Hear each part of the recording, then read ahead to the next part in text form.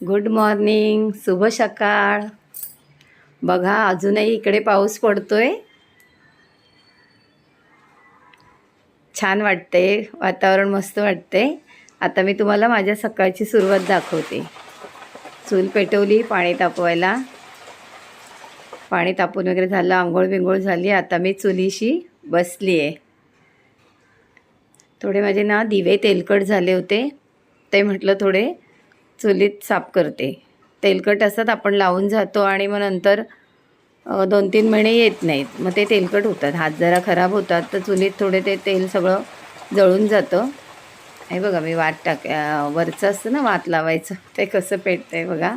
दिवे टाकलेत चुलीत, ते साफ करते. नंतर आपण आपलं साधं साबणाने किंवा पितांबरीने घासलं की साफ होऊन जातं, पण तेलकटपणा सगळा जळून जातो.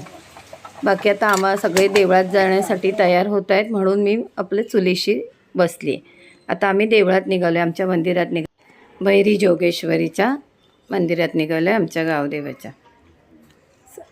नेहमी आम्ही गावी आलो की देवळात नारळ देऊन येतो. बघा, देव महत्त्वाचा असतो आपल्याला. पहिल्यांदा देव सगळेच म्हणतात दिसत नाही, काय जे काय आहे ते देव काय आहे मला तरी माहीत नाही, मी काय एवढी मोठी नाही आहे. पण एक आहे की तुम्हाला काहीही वाटू द्या, कधीही काही वाटू द्या, माणसांशी दुसऱ्याशी शेअर करण्यापेक्षा तुम्ही देवाजवळ उभे राहा. काही असू द्या, दुःख असू द्या, सुख असू द्या, अगदी आनंद झाला तरी झोपताना, अगदी रात्री झोपताना हात जोडायचे आणि जे दिवसभरात तुम्हाला कुठे वाईट वाटले, कुठे चांगलं वाटले, ते देवाला सांगा. चांगलं वाटल्याचं थँक्यू बोला, वाईट वाटल्याचं तूच बघ म्हणा. हे बघा, आता हे मारुतीच्या मंदिरात आलो आहे. देवाला नारळ द्यायचं आहे. आता हा उतरलाय, हा पालखी शोधतोय. पालखी, त्याला पालखीचं खूप वेळ, तो शिमग्यातच झालाय. मनाला खूप शांत वाटतं. आता आपल्याला जायचं आहे आपल्या गावच्या वॉटरफॉलकडे, गावच्या धबधब्याकडे. हा गावचा आमचा धबधबा आहे. असं ठिकठिकाणी आहेत गावाला, सगळीकडे.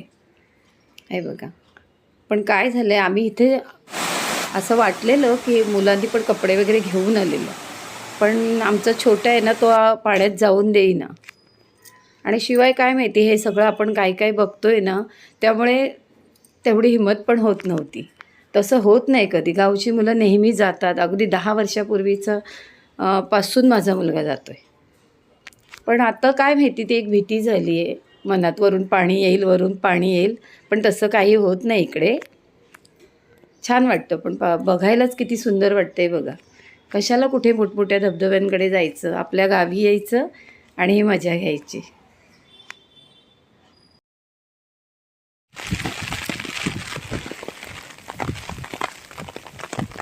आता आम्ही ह्या आमच्या जमिनीकडे आलो आहे. इथे थोडी झाडं वगैरे लावलेली, तिकडे आलो आहे आम्ही. हे सगळे पडदे लावलेत, ती सगळी आमची जमीन आहे. मस्त वारं सुटलं आहे, इतका निसर्ग छान दिसतोय ना, इतकं मस्त वाटतंय तिकडे आल्यावरती. खूपच छान.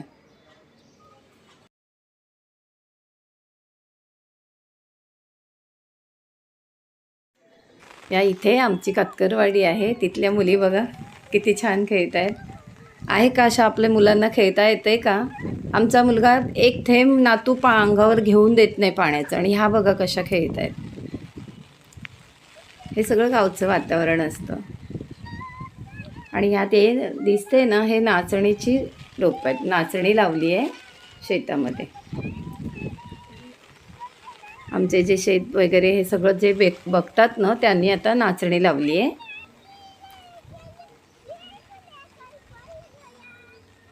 दिसतेत ना? हां, अशी नाचणी आहे.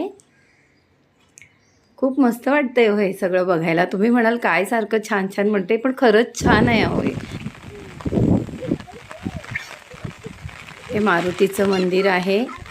बघा सगळ्या गाई कशा चरतायत. हे खरं वातावरण. बघा कशा लाईनशीर येत आहेत.